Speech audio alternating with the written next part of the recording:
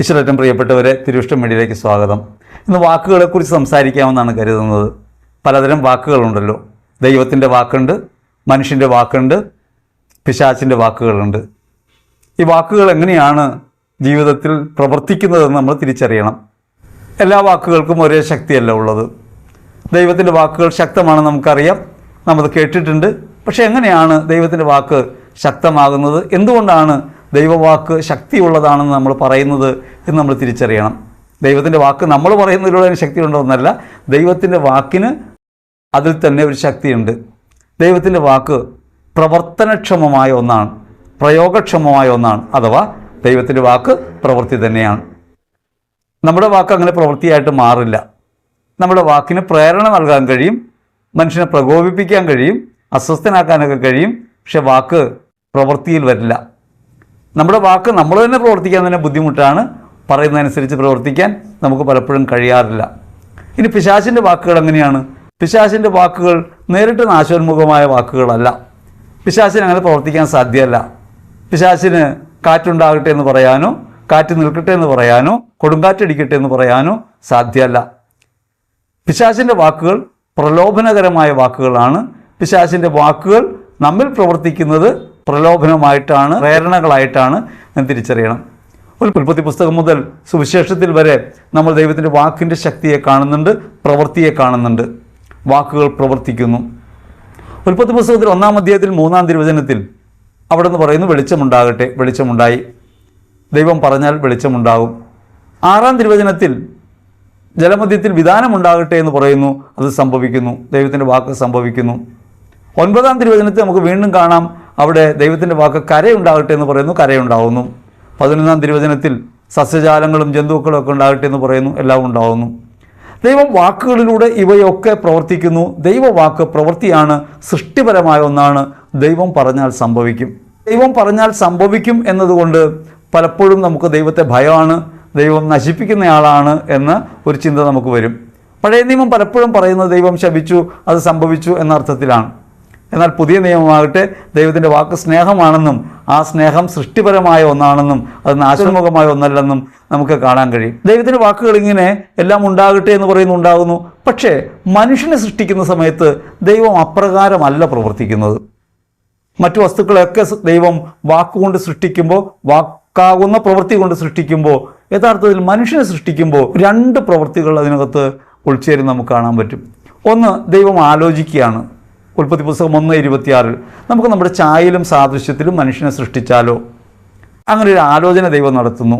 ഒരു ദൈവിക ബന്ധത്തിനകത്ത്, ത്രിത്വത്തിനകത്തുണ്ടാകുന്ന ആലോചനയായിട്ട് നമുക്കതിനെ കാണാം. പിതാവും പുത്രനും പരിശുദ്ധാത്മാവും ആലോചിക്കുന്നു. ദൈവത്തിൻ്റെ ആ ആലോചനയുടെ പ്രവൃത്തി എവിടെയാണ്? ഉൽപ്പത്തി പുസ്തകം 2:7 അവൻ പൂഴി കുഴച്ച് ഒരു രൂപമുണ്ടാക്കുന്നു, അതിന് നാസാരന്ധ്രങ്ങളിലേക്ക് അവൻ ജീവശ്വാസം ഊതുന്നു, അങ്ങനെ മനുഷ്യൻ ജീവനുള്ളവനായിത്തീരുന്നു. മനുഷ്യനെ ദൈവം സൃഷ്ടിക്കുന്നത് 2 കാര്യങ്ങൾ കൊണ്ടാണ്. ഒന്ന്, ആലോചനയുടേതായൊരു വാക്കുകൊണ്ടും ഒപ്പം ഒരു പ്രവൃത്തി കൊണ്ടും. എന്താണ് മനുഷ്യൻ്റെ പ്രത്യേകത എന്നതിനെക്കുറിച്ച് ബെനഡിക്റ്റ് പാപ്പ പറയുന്നുണ്ട്. ഈ ഛായയും സാദൃശ്യത്തെ സംബന്ധിച്ച് റിലേഷനാലിറ്റി എന്നാണ് പറയുക, ബന്ധമെന്നാണ് പറയുക. ഒരു ബന്ധത്തിനകത്താണ്. അതുകൊണ്ടാണ് മനുഷ്യന് ഒരു ദൈവിക ബന്ധത്തിനുള്ള ദാഹം എപ്പോഴും ഉണ്ടാകുന്നത്. കാറ്റഗിസം ഓഫ് കാത്തലിക് ചർച്ച് 362 പറയും, ദൈവഛായയിൽ സൃഷ്ടിക്കപ്പെട്ട മനുഷ്യൻ ഒരേ സമയം ശരീരിയും ആത്മീയനുമാണ്. ദൈവാലോചനയും പ്രവൃത്തിയും, അങ്ങനെ പ്രവൃത്തിയും വാക്കും ഒന്നു ചേർന്ന ഒന്നായിട്ടാണ് ദൈവം മനുഷ്യനെ രൂപപ്പെടുത്തിയത്. അതുകൊണ്ട് അങ്ങനെ രൂപപ്പെട്ട മനുഷ്യൻ യഥാർത്ഥത്തിൽ ദൈവവചനത്തോട് വിധേയത്വമുള്ളവനായി ജീവിക്കാൻ കഴിയും. നിയമാവർത്തന ഗ്രന്ഥം 30:14 റോമർ 10:8 നമുക്കത് കാണാം. വചനം നിനക്ക് സമീപസ്ഥമാണ്, നിന്റെ അധരത്തിലും ഹൃദയത്തിലും അതുണ്ട്, മനസ്സ് വെച്ചാൽ നിനക്കത് പാലിക്കാൻ കഴിയും. അങ്ങനെ പാലിക്കാൻ കഴിയുന്നത് ദൈവത്തിൻ്റെ മനസ്സും പ്രവൃത്തിയും ഒന്നു ചേർന്ന ഒരാളാണ് മനുഷ്യൻ. അതുകൊണ്ടാണ് സൃഷ്ടപ്രപഞ്ചത്തിനെ മുഴുവൻ ദൈവസ്നേഹത്തിലേക്ക് കൊണ്ടുവരാൻ, ദൈവസ്നേഹം അനുഭവപ്പെടുത്താൻ, സകലത്തിനെയും പരിപാലിക്കാൻ മനുഷ്യന് കഴിയും. അതുകൊണ്ടാണ് സകലത്തിൻ്റെ മേലും അധികാരമുള്ളവനായി മനുഷ്യനെ അവിടെ നിന്ന് സ്ഥാപിക്കുന്നത്.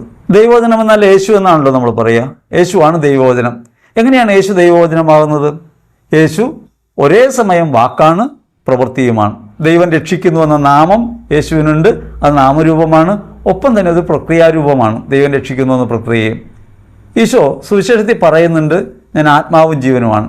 യോഹന്നാൻ സുവിശേഷത്തിൽ 6-ാം അധ്യായത്തിൽ 63-ാം തിരുവചനത്തിൽ അവിടുന്ന് പറയുന്നു, ആത്മാവാണ് ജീവൻ നൽകുന്നത്, ശരീരം ഒന്നിനും ഉപകരിക്കുന്നില്ല, എൻ്റെ വചനം ആത്മാവും ജീവനുമാണ്.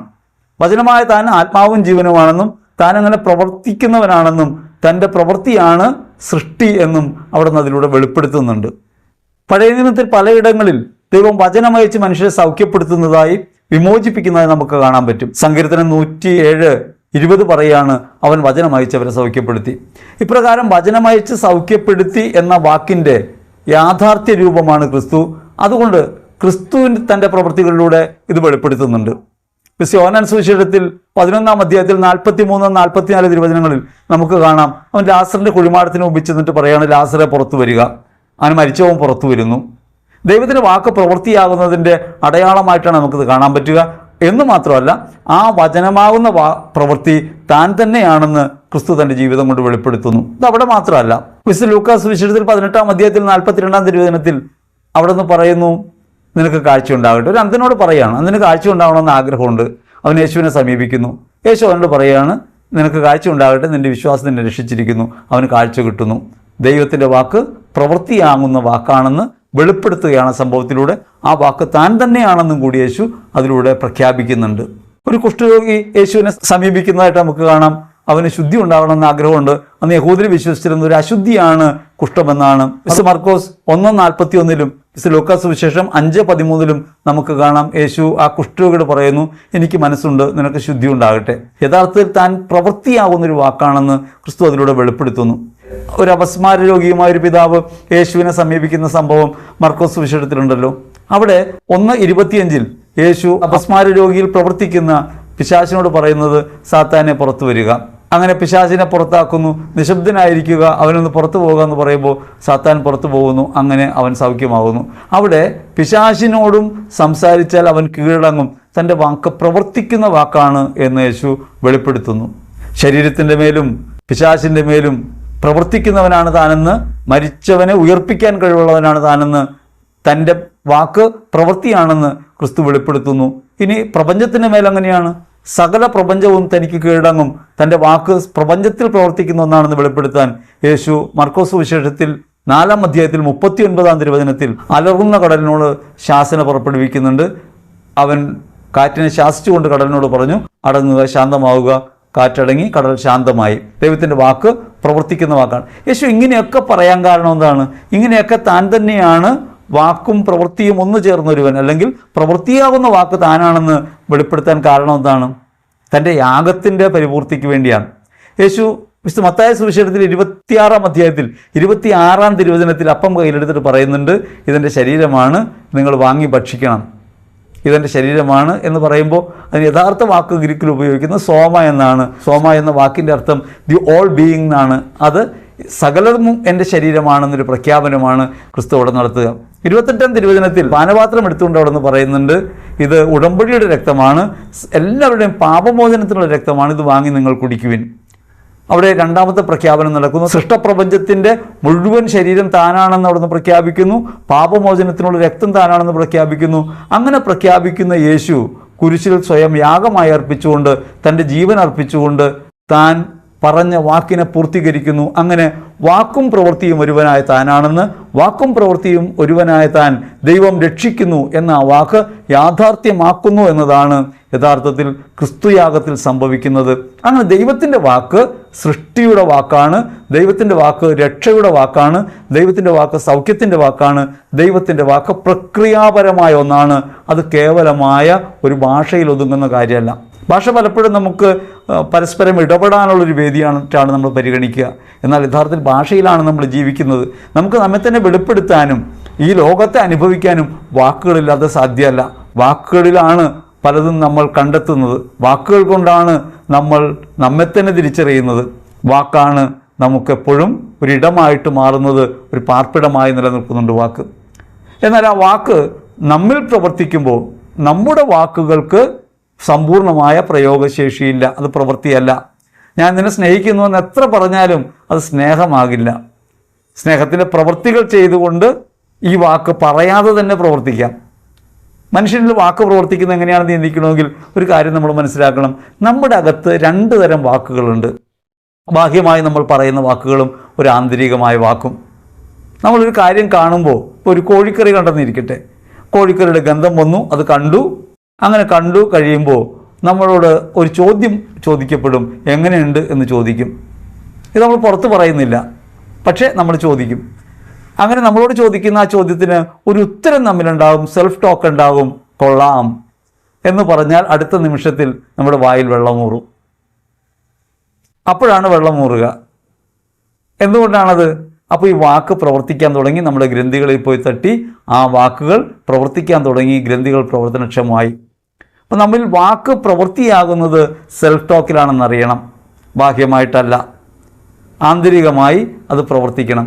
ദൈവത്തിൻ്റെ വചനം നമ്മുടെ അകത്തുണ്ടെങ്കിൽ നമ്മുടെ ആന്തരികമായ നാവിൻ്റെ സംസാരം ദൈവവചനത്തോട് അനുഗുണമായിരിക്കും. ദൈവത്തിൻ്റെ വാക്കിനെ നമ്മൾ നിഷേധിക്കുമ്പോൾ നമ്മുടെ അകത്ത് ദൈവവാക്കിന് ഈ പ്രയോഗശേഷി ഇല്ലാതെ വരും. ദൈവത്തിൻ്റെ വചനം നമ്മുടെ അകത്തുണ്ട്, വചനം നമ്മുടെ ഹൃദയത്തിൽ വസിക്കുന്നുണ്ട്. ആ വചനം പ്രയോഗക്ഷമമായി മാറണമെങ്കിൽ ആന്തരിക സംസാരം ആ വചനത്തിൽ ഊന്നിയതായിട്ട് മാറണം, ആ വചനത്തോട് സഹകരിക്കുന്നതായിട്ട് മാറണം. അങ്ങനെ സഹകരിക്കുന്നതായിട്ട് മാറുന്നില്ലെങ്കിൽ നമ്മൾ ലോകത്തിൻ്റെ വചനം നമ്മുടെ അകത്ത് പ്രയോഗക്ഷമമായി മാറുന്ന അനുഭവം നമുക്കുണ്ടാകും. ലോകത്തിൻ്റെ വചനം ശക്തിയുള്ളതായതുകൊണ്ടല്ല, നമ്മുടെ മനസ്സ് ആന്തരിക സംസാരം വഴി നമ്മിൽ പ്രവർത്തിക്കും. നമ്മുടെ വാക്കുകൾ യഥാർത്ഥത്തിൽ പ്രവർത്തിക്കുന്ന അപരനിലല്ല, നമ്മിൽ തന്നെയാണ്. അവരിന് പ്രേരണയൊക്കെ കൊടുക്കാൻ കഴിയും, പക്ഷേ നമ്മിൽ തന്നെ അത് പ്രവൃത്തിയായി മാറും.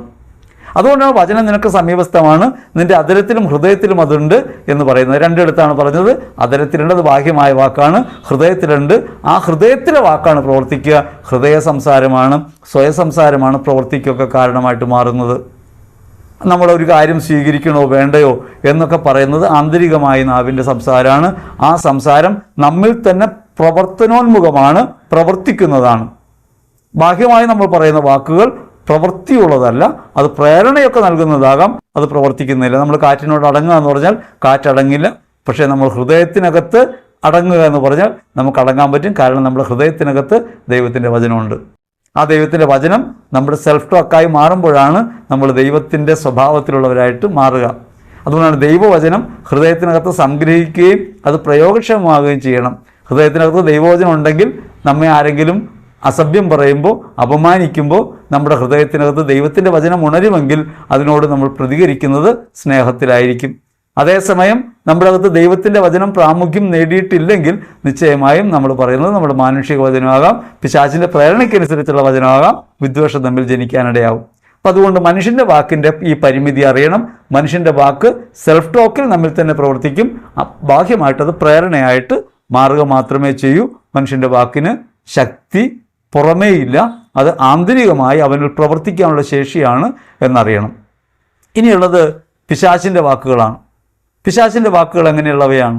പിശാചിൻ്റെ വാക്കുകൾക്ക് നേരിട്ട് പ്രവർത്തനശേഷിയില്ല. പിശാച് പറഞ്ഞാൽ സംഭവിക്കില്ല. നമ്മൾ പറയുന്നത് പോലെ പിശാചിൻ്റെ വാക്കുകൾക്ക് സ്വയം പ്രവർത്തനശേഷിയുള്ളതല്ല. പിശാചിൻ്റെ വാക്കുകൾ എപ്പോഴും ചെയ്യുന്നത് അത് പ്രേരണ നൽകും, പ്രലോഭനം നൽകും.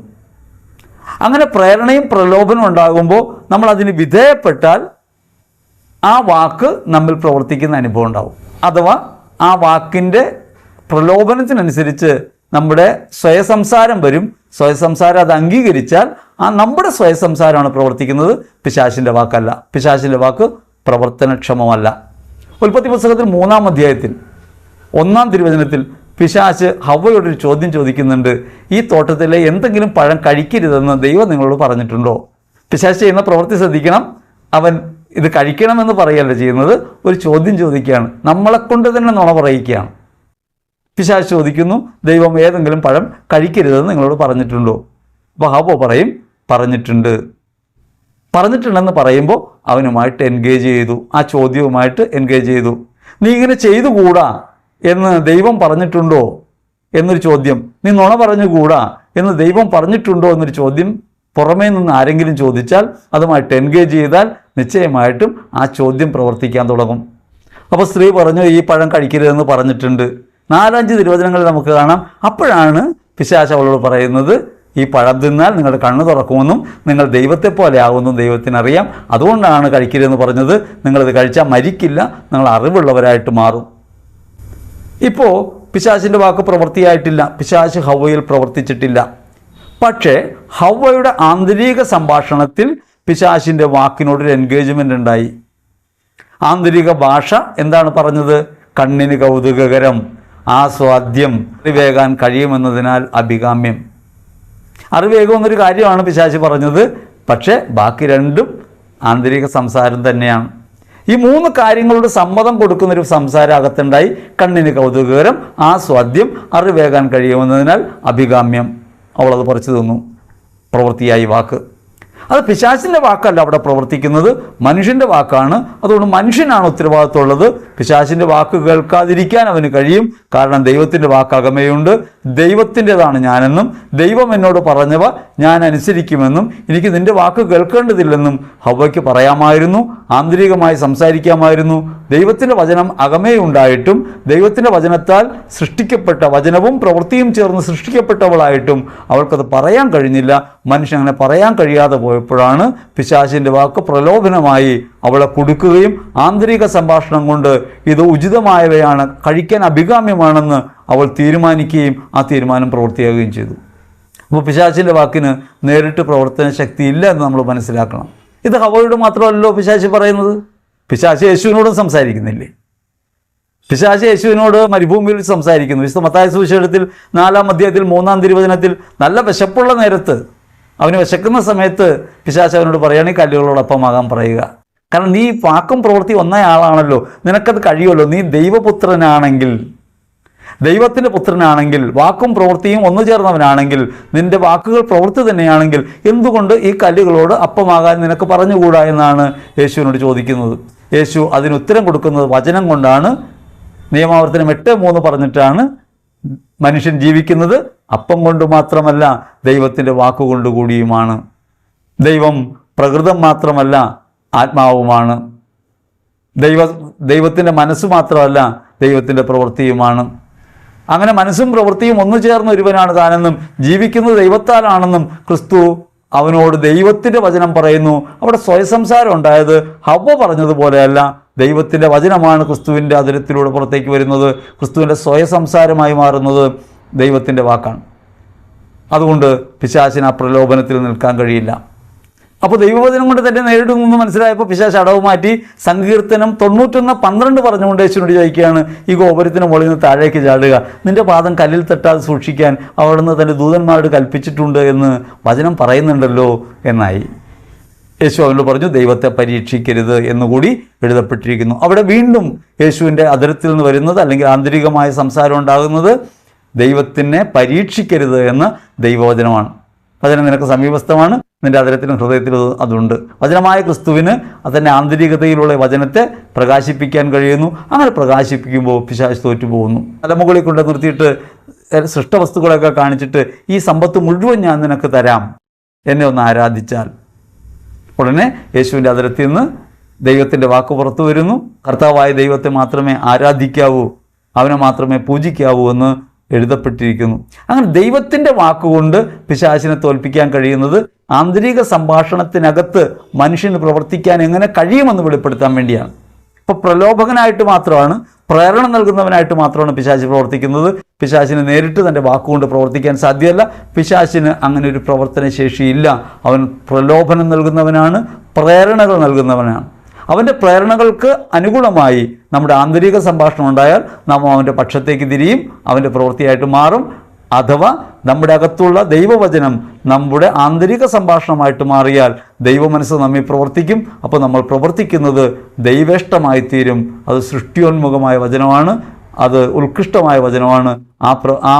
ആ വചനം ഉത്കൃഷ്ടമായ പ്രവൃത്തികളിലേക്ക്, നന്മയിലേക്ക് നമ്മെ നയിക്കും.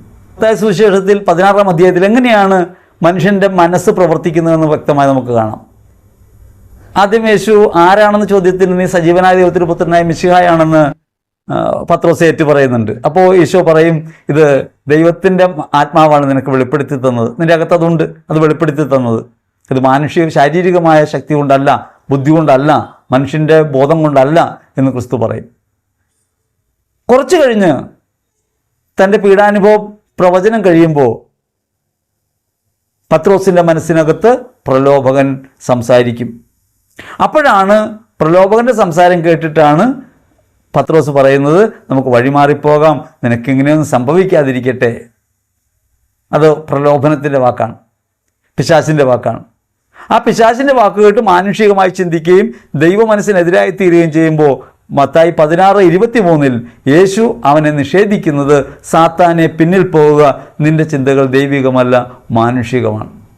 നമ്മളോടൊക്കെ ആളുകൾ പറയുമല്ലോ, ഇന്നടുത്ത് പോയെന്ന് പ്രാർത്ഥിച്ച് നോക്കാം, സമയം ശരിയാണോന്നൊന്ന് നോക്കാം, നിങ്ങളുടെ ജീവിതത്തിൽ എന്തൊക്കെയോ തകർച്ചകൾ കാണുന്നുണ്ടല്ലോ എന്നൊക്കെ ആളുകൾ നിങ്ങളോട് പറയുമ്പോൾ നിങ്ങൾ മനസ്സിലാക്കേണ്ടത് ഇതൊരു പ്രലോഭനത്തിൻ്റെ വാക്കാണ്, അത് രക്ഷിക്കാനുള്ള വാക്കല്ല. എന്നെ രക്ഷിക്കാൻ കർത്താവ് എൻ്റെ കൂടെയുണ്ടെന്നും അവൻ എൻ്റെ പരിപാലകനാണെന്നും ഞാൻ അങ്ങനെ നശിച്ചു പോകുന്നവനല്ലെന്നും ഞാൻ തിരിച്ചറിയുകയും ആ ആന്തരിക സംഭാഷണം കൊണ്ട് ആ പ്രലോഭനത്തെ നീക്കുകയും ചെയ്യണം. ഇപ്പം നമ്മളോട് ആളുകളൊന്നും പറയൂലേ, മറ്റുള്ളവർ നിങ്ങളെക്കുറിച്ച് ഇങ്ങനെ ഒരു അപഖ്യാതി പറയുന്നുണ്ട് എന്ന് പറയുമ്പോൾ നമ്മൾ ഉടനെ തന്നെ ആഹാ എന്ന് ചോദിച്ചാൽ പോയി, നമ്മൾ ആ വാക്കായിട്ട് എൻഗേജ് ചെയ്തു. ഇനി നമുക്ക് ശത്രുത ജനിക്കുന്നു. അപ്പോൾ വന്നു പറഞ്ഞ ആൾ എന്തിനാണിത് പറഞ്ഞത്? നമ്മുടെ അകത്ത് വിദ്വേഷത്തിൻ്റെ വേരുകൾ പാകാൻ വേണ്ടിയാണ്. നമ്മുടെ സമാധാനമോ നശിപ്പിക്കും. വിദ്വേഷത്തിൻ്റെ വേരുകൾ വളർന്ന് ഉപദ്രവം ചെയ്യാതിരിക്കാൻ സൂക്ഷിച്ചുകൊള്ളുവിൻ. വിദ്വേഷം മൂലം ദൈവകൃപ നഷ്ടമാകും. ദൈവകൃപ നഷ്ടമാകുമ്പോഴോ, ദൈവികത മാനുഷികതയിലേക്ക് ഒഴുകുന്ന നഷ്ടമാകുമ്പോഴോ, ആ നഷ്ടമാകുമ്പോൾ അടുത്ത നിമിഷത്തിൽ നമ്മിൽ വിദ്വേഷം ജനിക്കും, കോപാസക്തി ജനിക്കും, ശത്രുത ഉണ്ടാവും. ഹൃദയം കൊണ്ടെങ്കിലും അവനെ കൊന്നുകളയാൻ മനസ്സാലോചിക്കും, ഇല്ലേ? ഉള്ളിൽ തന്നെ അവനെ കൊന്നുകളഞ്ഞെങ്കിലും ഒന്ന് ആലോചിക്കും. വിചാരത്താൽ പാപം ചെയ്തു കഴിഞ്ഞു, ഒരു കൊലപാതകം കഴിഞ്ഞു. അപ്പോൾ ഈ പ്രവൃത്തിയിലേക്ക് നമ്മെ നയിക്കുന്നത് പ്രേരണയാണ്. പൈശാചികമായ പ്രേരണകൾക്ക് നമ്മുടെ ആന്തരിക സംഭാഷണത്തെ നിയന്ത്രിക്കാൻ കഴിയും. ആന്തരിക സംഭാഷണത്തെ അവൻ നിയന്ത്രിക്കാതിരിക്കണമെങ്കിൽ ദൈവത്തിൻ്റെ വാക്ക് നമ്മിൽ ശക്തിപ്പെടണം. ദൈവത്തിൻ്റെ വാക്കും പിശാചിൻ്റെ പ്രലോഭനവും എങ്ങനെയാണ് ഒരു വ്യക്തിയിൽ പ്രകടമായി തെളിയുന്നതെന്ന് നമുക്ക് കാണാം. അത് സുവിശേഷത്തിൽ, വിശുദ്ധ മത്തായി സുവിശേഷത്തിൽ 26-ാം അധ്യായത്തിൽ 23-ാം തിരുവചനത്തിൽ യൂദാസ് അപ്പോൾ തന്നെ യേശുവിന് ഒറ്റ കൊടുക്കാനുള്ള തീരുമാനമൊക്കെ മനസ്സിനകത്ത് എടുത്തിട്ടുണ്ട്, അല്ലെങ്കിൽ സന്ദേഹാവസ്ഥയിൽ നിൽക്കുകയാണ്. ദൈവത്തിൻ്റെ വാക്കവനിൽ ഉണരാൻ വേണ്ടി യേശു പറയും, മത്തായി 26-23 എന്നോടൊപ്പം പാത്രത്തിൽ കൈമുക്കുന്നവൻ എനിക്കെതിരായി കുതികാല് ഉയർത്തി എന്ന തിരുവെഴുത്ത് നിറവേറേണ്ടിയിരിക്കുന്നു. അപ്പോൾ യൂദാസ് പാത്രത്തിൽ കൈമുക്കിയിട്ടുണ്ട്. സങ്കീർത്തനം 41:9 യേശു അവിടെ പറഞ്ഞത്, ഒരു ദൈവവചനമാണ് പറഞ്ഞത്. ഒരു തിരുവചനം പറഞ്ഞുകൊണ്ടാണ് യേശു യൂദാസിനെ ഓർമ്മപ്പെടുത്തുന്നത്. ഞാനോ എന്നൊക്കെ യൂദാസ് ചോദിക്കുന്നുണ്ടെങ്കിലും യൂദാസിന് ഇത് തിരുലിഖിതത്തിനെതിരായൊരു കാര്യമാണ് ചെയ്യുന്നതെന്ന്, തിന്മയുടെ പ്രവർത്തനമാണെന്ന് യഥാർത്ഥത്തിൽ മനസ്സിലാവുന്നില്ല. കാരണം ദൈവത്തിൻ്റെ വചനം അയാളിൽ പ്രയോഗക്ഷമമായില്ല, മനസ്സ് വെച്ചില്ല. അതുകൊണ്ട് യൂദാസ് അവനൊറ്റ കൊടുക്കാൻ തീരുമാനിക്കുന്നു. യോഹന്നാൻ സുവിശേഷത്തിൽ 13-ാം അധ്യായത്തിൽ 27-ാം തിരുവചനത്തിൽ യേശു അവൻ അപ്പം കൊടുത്തു. അപ്പം സ്വീകരിച്ച ഉടനെ പിശാച് അവനിൽ പ്രവേശിച്ചു. യേശുവാണ് അപ്പം കൊടുത്തത്. പ്രവർത്തിച്ചത് ആരാ? വചനമകത്ത് പ്രവർത്തനക്ഷമമല്ലാത്തത് കൊണ്ട്, ആ വചനത്തോട് മനസ്സ് വയ്ക്കാത്തത് കൊണ്ട് അവനിൽ പ്രവർത്തിച്ചത് പിശാചാണ്. അതുകൊണ്ട് നാം മനസ്സിലാക്കേണ്ട ഒരു കാര്യം, നമ്മുടെ അകത്ത് ദൈവവചനത്തിന് ആഭിമുഖ്യമുള്ളൊരു മനസ്സുണ്ടാക്കി എടുക്കാത്ത കാലത്തോളം പിശാചിന് നമ്മുടെ ആന്തരികതയെ ഇങ്ങനെ അസ്വസ്ഥമാക്കാൻ, സന്ദേഹത്തിൽ നിർത്താൻ കഴിയും. സന്ദേഹത്തിൽ നിന്നാൽ നമ്മിൽ നിന്നും ഉത്തരമുണ്ടാകും. ഉത്തരം നമ്മുടെ സെൽഫ് ടോക്കാണ്, സ്വയസംസാരമാണ്. ആ സ്വയസംസാരത്തിനനുസരിച്ച് നമ്മൾ പ്രവർത്തിക്കും.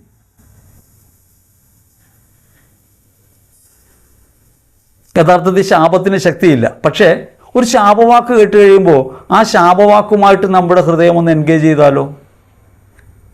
ചെയ്താൽ ഒരു സന്ദേഹം ഉള്ളിലുണ്ടാവും. അവൻ എന്നെ അങ്ങനെ പറഞ്ഞല്ലോ എന്നുണ്ടാവും. അപ്പോൾ പിശാച് എന്ത് പറയും? അവൻ നിന്നെ ശപിച്ചിട്ടുണ്ട്, ഇനിയിപ്പോൾ കാര്യങ്ങൾ അത്ര എളുപ്പമാവില്ല എന്ന് പറയും. അങ്ങനെ പറയുമ്പോൾ നമ്മുടെ ഹൃദയം അസ്വസ്ഥമാകും, ഭയത്തിൽ വീഴും. ആ പറഞ്ഞവനോട് ശത്രുതയുണ്ടാവും. അപ്പോൾ കൃപയുടെ പ്രവാഹത്തിന് തടസ്സമുണ്ടാവും. നമ്മൾ ദൈവത്തിൻ്റെ വചനവുമായിട്ട് ചേർന്ന് നിൽക്കുന്നില്ല മനസ്സുകൊണ്ട്. അതുകൊണ്ട് നമ്മുടെ അകത്ത് അസ്വസ്ഥതയുണ്ടായി, ഭയമുണ്ടായി. അതുകൊണ്ട് ഈ ശാപം ഏൽക്കുന്നതായി നമുക്ക് അനുഭവപ്പെടും. വാസ്തവത്തിൽ ശാപത്തിന് ശക്തിയില്ല, പറഞ്ഞ വാക്കിന് ശക്തിയില്ല, അത് പ്രവർത്തിക്കില്ല. പക്ഷേ നമ്മുടെ അകത്ത് ഇത് അനുഭവപ്പെടാനിടയാകും. കാരണം സ്വയസംസാരത്തിൽ ഈ സംശയമുണ്ടായി, ഭയമുണ്ടായി. ആ ഭയവും സംശയവും നമ്മിൽ പ്രവർത്തിക്കാൻ തുടങ്ങും. അപ്പം നമ്മിൽ പ്രവർത്തിച്ചത് പറഞ്ഞയാളുടെ ശാപമല്ല, നമ്മുടെ സെൽഫ് ടോക്കാണെന്ന് അറിയണം, നമ്മുടെ സ്വയസംസാരമാണ്. ശപിക്കുന്നവനോട് നിന്നെ ദൈവം അനുഗ്രഹിക്കട്ടെ എന്ന് 1 പത്രോസ് 3:9 പറഞ്ഞിരുന്നെങ്കിൽ സെൽഫ് ടോക്ക് അങ്ങനെ ഉണ്ടായിരുന്നെങ്കിൽ നിശ്ചയമായിട്ടും ആ ശാപം ഏൽക്കാതെ പോയേനെ. നമ്മളൊരാൾ ശപിക്കുമ്പോൾ നമ്മുടെ ആന്തരിക മനസ്സ് ദൈവത്തിൻ്റെ വചനത്തോട് ചേർന്ന് ദൈവം നിന്നെ അനുഗ്രഹിക്കട്ടെ എന്ന് പറഞ്ഞാൽ, ഈ പറഞ്ഞ ശാപത്തിന് പകരം നിന്നെ ദൈവം അനുഗ്രഹിക്കട്ടെ എന്ന് പറഞ്ഞാൽ നമ്മിൽ ആ ശാപത്തിൻ്റെ ശക്തി അനുഭവപ്പെടില്ല, ആ വാക്ക് പ്രവർത്തിക്കില്ല. അപ്പോൾ യഥാർത്ഥത്തിൽ നമ്മൾ പ്രവർത്തിക്കുന്നത് പറഞ്ഞവൻ്റെ വാക്കല്ല, നമ്മുടെ ആന്തരിക സംഭാഷണമാണ്. ദൈവത്തിൻ്റെ വചനം ഹൃദയത്തിനകത്ത് ഭരിക്കാത്തത് കൊണ്ടാണ് ഈ വാക്കുകൾ നമ്മിൽ പ്രവർത്തിക്കുന്നതായി നമ്മൾ അനുഭവിക്കുന്നത്. ഇതൊരു തെറ്റിദ്ധാരണയാണ്, പക്ഷേ ആ തെറ്റിദ്ധാരണ നമ്മിൽ പ്രവർത്തിക്കും. അങ്ങനെ പ്രവർത്തിച്ചാൽ നമുക്ക് അയാളുടെ ശത്രുതയുണ്ടാവും. പിശാചിൻ്റെ ലാഭം അതാണ്. നമുക്ക് വിദ്വേഷം ഉണ്ടാവും, ശത്രുത ഉണ്ടാവും. നമ്മൾ ദൈവമാണ് നമ്മൾ അനുഗ്രഹിച്ചതെന്നും ദൈവം കൂടെ ഉണ്ടെന്നുമുള്ള കാര്യം നമ്മൾ മറന്നുപോകും. അങ്ങനെ ദൈവത്തിൽ നമ്മൾ അകലും. പിന്നെ നമ്മൾ ചെയ്യുന്ന പ്രവൃത്തികളൊക്കെ ദൈവനിഷേധമായിട്ട് മാറും. ചിലറ്റം പ്രിയപ്പെട്ടവരെ അങ്ങനെ നിരാശപ്പെടാനും ഭയത്തിൽ അടിമപ്പെടാനും വീഴ്ചയിലേക്ക് പോകാനും ഇടയാകും. ശാപമല്ല പ്രവർത്തിക്കുന്നത്, നമ്മുടെ സെൽഫ് ടോക്കാണ്. ചിലരൊക്കെ പറയുന്നത് പിശാചിനെ വിളിച്ചു വരുത്തി പ്രവർത്തിക്കാൻ കഴിയുമെന്നാണ്. സുവിശേഷ പ്രഘോഷകരെ വരെ അങ്ങനെ പറയുന്നുണ്ട്. ചിലരൊക്കെ ആഭിചാരം ചെയ്യുന്നവർ പിശാചിനെ വിളിച്ചു വരുത്തും. പിശാചിനെ വിളിച്ചു വരുത്താൻ സാധ്യമല്ല. പിശാചിനെ നമ്മൾ നമ്മുടെ മനോഭാവം കൊണ്ട് തന്നെ വിളിച്ചു വരുത്തുന്നുണ്ട്. എങ്ങനെയാണ്? ദൈവാശ്രയമില്ല, ആരും എനിക്ക് തുണയില്ല, ആരും എന്നെ സഹായിക്കാനില്ല എന്നൊക്കെ നമ്മൾ സന്ദേഹം പറയുമല്ലോ. ആ സന്ദേഹമൊക്കെ ഒരു വിളിയാണ്. പിശാചിനെ വിളിച്ചു വരുത്തിയൊരു വസ്തുവിലാക്കാൻ പറ്റുമോ? സാധ്യമായ കാര്യമല്ല, അങ്ങനെ നടക്കില്ല.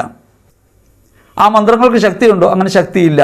ദൈവത്തിൻ്റെ വാക്കിനെ പോലെ അതിന് തനതായി പ്രവർത്തിക്കാൻ കഴിയുന്ന ഒരു കാര്യമല്ല. അത് കേവലമായ വാക്കാണ്, പ്രേരണ മാത്രമാണ്. നമ്മുടെ അത് പ്രവർത്തിക്കാൻ കഴിയുന്നൊരു മേഖല ഞാൻ പറയാം. ഇപ്പം പണമാണ് പ്രധാനം, പണം ഉണ്ടെങ്കിലൊക്കെ ശരിയായനെ, പണം ഇല്ലാത്തതുകൊണ്ടാണ് നീ ഇങ്ങനെ ആയിരിക്കുന്നത്, നിൻ്റെ കഷ്ടതകൾക്കൊക്കെ കാരണം പണമില്ലായ്മയാണ്, പണം ഉണ്ടാക്കാൻ ഞാൻ സഹായിക്കാം എന്ന ഒരു പ്രേരണ ലോകത്തു നിന്നുണ്ടാകുമ്പോൾ അത് പൈശാചിക തിന്മയുടെ ഒരു പ്രലോഭനമായിട്ട് കാണണം. അങ്ങനെ ഒരു വാക്ക് അവൻ നമുക്ക് തരികയാണ്. അങ്ങനെ തരുമ്പോൾ ആ വാക്ക് നമ്മുടെ സെൽഫ് ടോക്കായിട്ട് പ്രവർത്തിച്ചിട്ട് ശരിയാണല്ലോ, പണം ഉണ്ടെങ്കിലല്ലേ നടക്കുള്ളൂ എന്ന് നമ്മൾ പറഞ്ഞാൽ നിശ്ചയമായും ദ്രവ്യാസക്തിയിലേക്ക് നാം വഴുതിപ്പോകും. അപ്പോൾ നമ്മൾ ദൈവത്തിൽ നിന്ന് അകലും. ദൈവമാണ് പരമപ്രധാനം എന്ന് പോകും, പണം ഒന്നാം സ്ഥാനത്തേക്ക് വരും. അങ്ങനെ വരുമ്പോൾ പിശാചിന് സന്തോഷമാവും, നമ്മൾ ദൈവത്തിൽ നിന്ന് അകന്നല്ലോ, അവൻ കൈകൊട്ടിച്ചിരിക്കും. ഇത്രേ ഉള്ളൂ. ഈ ശർക്കരദീനി ഇബ്ലീസ് എന്ന് പറഞ്ഞ ഒരു കഥയുണ്ട്. ശർക്കരദീനി ഇബ്ലീസ് യഥാർത്ഥത്തിൽ ഒന്നും ചെയ്യാൻ കഴിവില്ലാത്തവനാണ്. അവൻ ശർക്കര തിന്നും. പണ്ട് ഈ ചന്തയിലൊക്കെ മാർക്കറ്റുകളിൽ കടയുണ്ടായിരുന്നു, ചന്തക്കടകൾ. ആ കടകൾ ചട്ടിയും കലവും മുതൽ പലചരക്കടക്കമുള്ള എല്ലാ സാധനങ്ങളും ഒരു കടയിൽ കിട്ടും. ഇപ്പോഴത്തെ സൂപ്പർ മാർക്കറ്റ് പോലെ പണ്ടുണ്ടായിരുന്നതാണ് ചന്തയിലെ കടകൾ. അങ്ങനെ ഒരു കടയിൽ ഇബ്ലീസ് വന്നിട്ട് ശർക്കരയെ തോണ്ടി അല്പം കഴിച്ചു. പോകുന്ന വഴിക്ക് ഭിത്തിയിലെത്തിരി തേച്ച് വെച്ചു. അങ്ങനെ ഈച്ച എവിടെ ശർക്കരയുടെ മണം കേട്ടാലും വരുമല്ലോ. അങ്ങനെ ഒരു ഈച്ച ഈ ശർക്കരയുടെ മണം കേട്ട് അടുത്ത് വന്നു. അങ്ങനെ ശർക്കരയുടെ മണം കേട്ട് വന്ന ഈച്ച ഈ ഭിത്തിയിൽ ഇങ്ങനെ ഇരിക്കുന്നത് കണ്ടപ്പോൾ ഭിത്തിയിലിരുന്ന പല്ലി സൂക്ഷിച്ച് നോക്കിക്കൊണ്ടിരിക്കുകയാണ്. ഇത്ര ധിക്കാരിയായൊരു ഈച്ചയോ തൻ്റെ മുൻപിൽ വരാൻ? അങ്ങനെ സൂക്ഷിച്ച് നോക്കുകയാണ്. ഈച്ചയ്ക്ക് കാര്യം മനസ്സിലായി. പല്ലിയുടെ കണ്ണുകൾ തൻ്റെ നേരെയാണ്, ഏത് നിമിഷം ആക്രമിക്കപ്പെടാം. ഈച്ച ശ്വാസം അടക്കി പിടിച്ചിരുന്നു. ശ്വാസം അടക്കി എന്നുകൊണ്ടാണ് ഈച്ച ശ്വാസം അടക്കിയേക്കുന്നത്. ശ്വാസം വിട്ടാൽ പല്ലി മേത്തേക്ക് ചാടി വീഴും. പല്ലിക്കൊരു സന്ദേഹമുണ്ട്, അത് ഒറിജിനൽ ഈച്ചയാണോ അഥവാ ഒരു പാടാണോ, അതുകൊണ്ട് അനങ്ങാതിരിക്കുക. അപ്പോൾ കടക്കാരൻ്റെ പൂച്ച അതിലെ വന്നു. പൂച്ച നോക്കിയപ്പോൾ പല്ലി തന്നെ കണ്ടിട്ട് ഒരു കൂസലും ഇല്ലാതെ ഭിത്തിയിരിക്കുന്നു. പൂച്ച അങ്ങനെ അനങ്ങാതെ നോക്കി നിന്നു. പല്ലി അനങ്ങുന്നില്ല. അത് ചിത്രമാണോ, ജീവനുള്ള പല്ലി തന്നെയാണോ എന്ന് പൂച്ചയ്ക്ക് സംശയം. അതിങ്ങനെ നോക്കി നിൽക്കുകയാണ്. അപ്പോഴാണ് ചന്തയിലൂടെ ഒരു പട്ടി വരുന്നത്. പട്ടി നോക്കിയപ്പോൾ ഒരു പൂച്ച ഒരു ഭയവും ഇല്ലാതെ തന്നെ മുമ്പിൽ ഇങ്ങനെ സ്റ്റില്ലായിട്ട് നിൽക്കുന്നു. പട്ടി കുറേ നേരം നോക്കി നിന്നു, പൂച്ച അനങ്ങുന്നില്ല. പെട്ടെന്ന് ഈച്ചയുടെ ബലം പിടുത്തം വിട്ടുപോയി, ശ്വാസം പിടിച്ചത് വിട്ടുപോയി. ഈച്ച അനങ്ങി, പല്ല് ചാടി, പൂച്ച ചാടി, പൂച്ചയുടെ പുറകെ പട്ടി ചാടി. പട്ടി ചാടി വീണത് ഈ ചട്ടിയും കലത്തിൻ്റെയൊക്കെ മേലെയാണ്. ചട്ടിയും കലമൊക്കെ പൊട്ടി. കടക്കാരൻ പട്ടിയെ ഓടിച്ചിട്ടെറിഞ്ഞു. പണി മുഴുവൻ കിട്ടിയത് പട്ടിക്കാം. ഇബ്ലീസ് കൈകൊട്ടിച്ചിരിച്ചു. കാരണം നേരിട്ടിടപെടാതെ അതിനകത്തൊരു പണിയൊപ്പിക്കാനായിട്ട് അവന് പറ്റി. ഇതേപോലെയാണ് നമ്മിൽ പലപ്പോഴും പിശാച് പ്രവർത്തിക്കുന്നത്. അവ നേരിട്ട് വന്ന് പ്രവർത്തിക്കുകയല്ല, നമ്മുടെ മനസ്സിനെ ഇങ്ങനെ പ്രലോഭിപ്പിച്ച് ആന്തരിക സംഭാഷണം കൊണ്ട് ദൈവവുമായി നമുക്കുള്ള ബന്ധത്തിൽ നമ്മളെ അകറ്റി ലോകാഭിമുഖ്യമുള്ളവനാക്കി മാറ്റിക്കഴിയുമ്പോൾ നമ്മൾ ഓട്ടോമാറ്റിക്കായിട്ട് തിന്മയിലേക്ക് ചായും. അവൻ കൈകൊട്ടിച്ചിരിക്കും. അല്ലാതെ നേരിട്ട് വന്നൊരു വാക്കുകൊണ്ട് ഒരു കാര്യം ചെയ്ത് നമ്മുടെ പണം നശിപ്പിക്കാനോ വീട്ടിൽ നിന്ന് പണം എടുത്തുകൊണ്ട് പോകാനോ ബിസിനസ്സിൽ തകർക്കാനോ രോഗം വരുത്താനോ ഒന്നും പിശാചിന് നേരിട്ട് കഴിവില്ല. അവൻ നമ്മെ പ്രലോഭിപ്പിച്ച് പ്രേരിപ്പിച്ച് തിന്മയുടെ വശം ചേർക്കാനാണ് ശ്രമിക്കുന്നത്. പിശാചിൻ്റെ വേറൊരു മാർഗമാണ് നമ്മുടെ സഹോദരൻ നമ്മുടെ ശത്രുവാണെന്ന ഒരു പ്രേരണ. അവനാണ് നിൻ്റെ കുഴപ്പത്തിന് മുഴുവൻ കാരണം. അവനാണ് നിൻ്റെ ജീവിതത്തിൽ അവകാശങ്ങൾ തട്ടിയെടുക്കുന്നത്. അവനാണ് നിനക്കെതിരായിട്ടുള്ളത്. അവൻ നിനക്കൊരു ഭീഷണിയാണ്. അങ്ങനെ അവൻ ശത്രുവാണ് എന്ന പ്രേരണ നൽകി കഴിയുമ്പോൾ നമുക്ക് ശത്രുത ഉണ്ടാവും. വിദ്വേഷത്തിൻ്റെ വേരുകൾ നമ്മിൽ മുളയെടുക്കും. അപ്പോൾ നമ്മുടെ സമാധാനം നഷ്ടപ്പെടും. അപ്പോൾ നമ്മൾ കോപാസക്തിയുള്ളവരാകും. ശത്രുതാ മനോഭാവമുള്ളവരായി മാറും. അപ്പോൾ സ്നേഹം ലംഘിക്കപ്പെടും. നാം ദൈവത്തിനെതിരാകും. അങ്ങനെ സഹോദര സ്നേഹത്തിനെതിരായി നമ്മൾ മാറണമെന്നാണ് പിശാച് ആഗ്രഹിക്കുന്നത്. അതുകൊണ്ട് എല്ലാ ബന്ധങ്ങൾക്കകത്തും സംശയം ഉണ്ടാക്കാനും അസ്വസ്ഥത ഉണ്ടാക്കാനും അവനാണ് നിൻ്റെ എതിരാളി, അവനാണ് നിന്നെ നശിപ്പിക്കുന്നത് പറയാനും പിശാച് പ്രേരണകൾ നൽകിക്കൊണ്ടിരിക്കും. വളരെ സാധാരണമായി നാം കേൾക്കുന്നൊരു കാര്യമാണ്, നിന്നെ സ്നേഹിക്കാത്തവനെ നീ സ്നേഹിക്കരുത്, എന്നെ സ്നേഹിക്കുന്നവർ ഞാൻ സ്നേഹിക്കും. ഇതൊരു വ്യാപാര ബന്ധമായിട്ട് മാറുന്നുണ്ട്. അങ്ങനെ ഒരു വ്യാപാര ബന്ധമാണ് സ്നേഹമെന്ന് നമ്മോട് പറയുന്നതാരാ? നീ നിന്നെ സ്നേഹിക്കാദ്യം, നിന്നോട് ആർക്കും ഒരു സ്നേഹമില്ലല്ലോ, നീയെങ്കിലും നിന്നെ സ്നേഹിക്ക് എന്ന് പറഞ്ഞ് നമ്മെ പ്രലോഭിപ്പിക്കുന്ന പിശാചാണ്. അങ്ങനെ നമ്മൾ സ്വയം സ്നേഹത്തിൽ കുടുങ്ങും. അപ്പോൾ മറ്റുള്ളവരുടെ സ്നേഹത്തെ നമ്മൾ സംശയിക്കും. നമ്മൾ സ്നേഹിക്കാത്തവരെ നമ്മൾ വെറുക്കും. അങ്ങനെ വെറുപ്പിൻ്റെ ഒരു ലോകത്തേക്ക് നമ്മെ കൊണ്ടുപോകാൻ പറ്റും. അങ്ങനെ വെറുക്കുന്നവൻ, സഹോദരനെ വെറുക്കുന്നവൻ കൊലപാതകിയാണ്. സഹോദരനെ വെറുക്കുന്നവൻ കൊലപാതകിയാണ് എന്ന് മാത്രമല്ല, സ്നേഹിക്കാത്തവൻ മരണത്തിൽ തന്നെ നിലകൊള്ളുന്നു. ആ വചനം ഹൃദയത്തിനകത്തുണ്ടെങ്കിൽ, ആ വചനം സ്വയസംസാരമായിട്ട് നമ്മിൽ വരുമെങ്കിൽ നിശ്ചയമായിട്ടും പിശാചിൻ്റെ പ്രലോഭനമാകുന്നു പോകും. പക്ഷേ വചനം വന്നില്ലെങ്കിൽ സ്വാഭാവികമായി നമ്മുടെ സ്വയസംസാരം ലോകത്തിനും പിശാചിനും അനുകൂലമായിട്ട് മാറും. അപ്പോൾ നമ്മൾ ദൈവവചനത്തിനെതിരായിട്ട് മാറും. നമ്മൾ പാപകരമായ അവസ്ഥയിലേക്ക്, ഒരു ബന്ധത്തകർച്ചയിലേക്ക് നമ്മൾ പോകും. ദൈവവുമായുള്ള ബന്ധമകലും സഹോദരനായിട്ടുള്ള ബന്ധമകലും. ചിലപ്പോഴൊക്കെ നമ്മൾ പറയാറില്ല, ആർക്കും ഉപദ്രവമില്ലാത്ത നുണ പറഞ്ഞാൽ കുഴപ്പമില്ല, കച്ചവടത്തിൽ കാപഢ്യമില്ലാത്ത സാധ്യമല്ല, അല്പമൊക്കെ വഞ്ചനയും കളവും ഒക്കെ ജീവിതത്തിൻ്റെ ഭാഗമാണ്. ഇങ്ങനെ ലോകത്തിൻ്റെ കുറേ നുറുങ്ങുകളുണ്ടല്ലോ. ആ നുറുങ്ങുകളൊക്കെ പലപ്പോഴും ഈ പൈശാചികത നമ്മുടെ മുമ്പിൽ കൊണ്ടുവന്ന് വയ്ക്കും. അങ്ങനെ കൊണ്ടുവന്ന് വയ്ക്കുമ്പോൾ നമ്മുടെ അകത്തുള്ള ദൈവവചനം പ്രവർത്തിക്കുന്നതിന് പകരം ഈ വചനത്തോടാണ് നമ്മൾ എൻഗേജ് ചെയ്യുന്നതെങ്കിൽ ആ വചനത്തിനനുസൃതമായൊരു സ്വയസംഭാഷണം അകത്തുനിന്നുണ്ടാകും. അതോടെ സഹോദരനെ വഞ്ചിക്കാം എന്ന നിലപാടിലേക്ക് നമ്മളെത്തും. ഇനി സാധാരണ പിശാച് ചോദിക്കുന്നൊരു ചോദ്യമാണ്, മദ്യമൊക്കെ ലോകത്ത് മനുഷ്യർക്ക് വേണ്ടിയുള്ളതല്ലേ, ഈ സുഖസൗകര്യങ്ങളൊക്കെ ലോകത്ത് മനുഷ്യർക്ക് വേണ്ടിയുള്ളതല്ലേ, ഇതൊക്കെ ഒരു ജീവിതമല്ലേ ഉള്ളൂ, ഇപ്പോഴല്ലേ അനുഭവിക്കാൻ പറ്റുള്ളൂ. ഇങ്ങനെ നിരന്തരം പ്രേരണകൾ നൽകുമ്പോൾ സ്വാഭാവികമായിട്ട് നമ്മൾ ആലോചിക്കും, ഇതൊക്കെ നമുക്ക് വേണ്ടിയല്ലേ. അങ്ങനെ നമുക്ക് വേണ്ടിയല്ലേ എന്ന് വെച്ച് സുഖഭോഗങ്ങളിലേക്ക് നമ്മൾ തിരിയാൻ തുടങ്ങുമ്പോൾ യഥാർത്ഥത്തിൽ നമ്മൾ ആസക്തിയുള്ളവരായി മാറും. ആസക്തികൾ ജ്വലിക്കും. ഈ ആസക്തികൾ ജ്വലിക്കാനായിട്ട് പിശാചൊരു പ്രേരണയായിട്ട് മാറും. അതുകൊണ്ടാണ് നുരയുന്ന ചഷകത്തിൽ നോക്കിയിരിക്കരുത് എന്നൊക്കെ പറയണം. നോക്കിയിരുന്നാൽ പ്രലോഭനം ഉണ്ടാകും. നമുക്കറിയാം, സിഗരറ്റിനോട് താല്പര്യമുള്ളവർ എവിടെയെങ്കിലും ആരെങ്കിലും ഒരു സിഗരറ്റ് വലിക്കുന്നുണ്ടാൽ, സിനിമയിലാണെങ്കിൽ പോലും ഒരു സിഗരറ്റ് വലിക്കുന്നുണ്ടാൽ അറിയാതെ പോക്കറ്റ് തപ്പിപ്പോവും. ഒരു പ്രേരണ ഉണ്ടാവും. അപ്പോൾ പ്രേരണ വരുമ്പോൾ ബറാബാസിനെ വേണോ ദൈവത്തിന് വേണോ എന്ന ചോദ്യമാണ് നമ്മുടെ മുമ്പിലുള്ളതെങ്കിൽ, യേശുവാണ് എൻ്റെ സമ്പൂർണ്ണത, അല്ലെങ്കിൽ അവനാണ് എൻ്റെ സൗഖ്യമെന്ന് തിരിച്ചറിയാൻ കഴിഞ്ഞാൽ നമുക്കത് വേണ്ട. പക്ഷേ അതറിയാൻ പറ്റാതെ വന്നാൽ, ആ വചനവുമായി ചേർന്ന് നിൽക്കാൻ പറ്റാതെ വന്നാൽ ലോകാഭിമുഖ്യമുള്ളവരായി മാറും. ആസക്തികളിൽ നമ്മൾ പെട്ടുപോകും. ഇനി അടുത്തൊരാൾക്ക് ലോട്ടറി അടിച്ചാലോ നമുക്കൊരു സങ്കടം ഉണ്ടാവില്ലേ? നമുക്ക് കിട്ടാതെ മറ്റുള്ളവർക്ക് കിട്ടുമ്പോൾ. അവിടെ നിൻ്റെ സഹോദരന് കിട്ടി എന്ന കാര്യം ഓർക്കാതെ സഹോദരനെ അന്യനായി കാണാൻ പ്രേരിപ്പിക്കുമ്പോൾ നീ സ്വതവേ നിൻ്റെ ഹൃദയത്തെ അസൂയുള്ളവനായിട്ട് മാറും. നിനക്കില്ലല്ലോ, അവരന് ഇത് കിട്ടിയല്ലോ, ദൈവം അവനെ അനുഗ്രഹിച്ചല്ലോ. ആബേലും കായേനും ഓർക്കണം. കായേന് ആബേലിനോടുണ്ടായ അസൂയ ഇവിടെ ജനിക്കും. സഹോദര സ്നേഹത്തിനെതിരായ തിന്മ പ്രവർത്തിക്കും. ആ തിന്മ നമ്മിൽ പ്രവർത്തിക്കുന്നത് നമ്മുടെ ആന്തരിക സംഭാഷണത്തിലൂടെയാണ്. തിന്മയ്ക്കൊന്നും നേരിട്ട് ചെയ്യാൻ സാധ്യമല്ല. പിശാച് പ്രേരണ മാത്രമാണ് നൽകുന്നത്. ആ മാനസിക ഭാവം നമ്മിലുണ്ടാകുകയും നമ്മുടെ ആന്തരിക സംഭാഷണം പിശാചിന് അനുകൂലമായിട്ട് മാറുകയും ചെയ്യുമ്പോൾ നമ്മൾ അസൂയുള്ളവരും ആ അസൂയയുടെ അറ്റം ശത്രുതയിലും കൊലപാതകത്തിലും എത്തിച്ചേരുകയും ചെയ്യും. ഇനി ഇത് മാത്രമല്ല, നമ്മൾ പറയും നീ വലിയ ആളാണ്, എന്ത് കഴിവാണ് നിനക്ക് എന്നൊക്കെ പറഞ്ഞ് നമ്മളെ അവൻ പ്രശംസിക്കും. മറ്റുള്ള പ്രശംസയിലൂടെ അത് വരാം. അങ്ങനെ വരുമ്പോൾ എൻ്റെ ദൈവമാണ് എല്ലാറ്റിൻ്റെയും ഉടയവൻ, അവിടുന്ന് കൃപയായതുകൊണ്ടാണ് ഞാനിത് ചെയ്യുന്നത് എന്നാണ് നമ്മൾ മനസ്സിൽ ഉറയ്ക്കുന്നതെങ്കിൽ നമുക്ക് അഹങ്കാരം ഉണ്ടാവില്ല.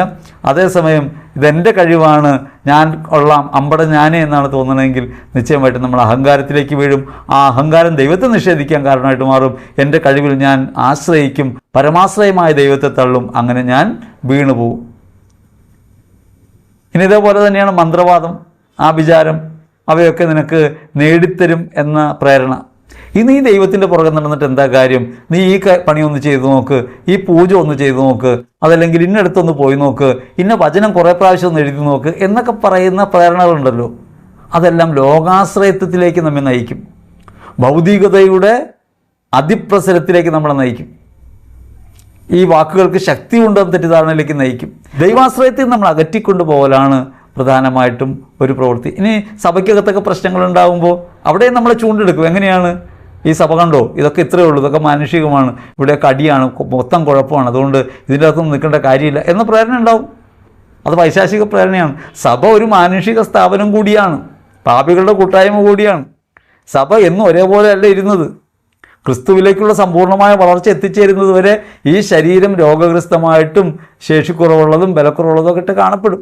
പക്ഷേ ജീവൻ നൽകുന്നവൻ കർത്താവായതുകൊണ്ടും ശരീരത്തെ ജീവിപ്പിക്കുന്ന കർത്താവ് സത്യമായി നമ്മിൽ ജീവിക്കുന്നത് കൊണ്ടും ക്രിസ്തുവാകുന്ന ശിരസിലേക്കാണ് നാം പോയിക്കൊണ്ടിരിക്കുന്നത് കൊണ്ടും അത് നിത്യനാശത്തിലേക്ക് പോകില്ല, നരകകവാടങ്ങൾ പ്രബലപ്പെടുകയില്ല. അതുകൊണ്ട് ഈ കാണുന്ന കുറച്ച് കാര്യങ്ങളോ കുറച്ച് വ്യക്തികളെയൊക്കെ കണ്ടുകൊണ്ട് നമ്മൾ സഭയോട് അകലം പാലിക്കുമ്പോഴും സംഭവിക്കുന്ന പ്രവൃത്തി എന്താണ്? നമ്മളെ പുറത്ത് ചാടിച്ചാൽ പിന്നെ വഴിതെറ്റിക്കാൻ എളുപ്പമാണ്.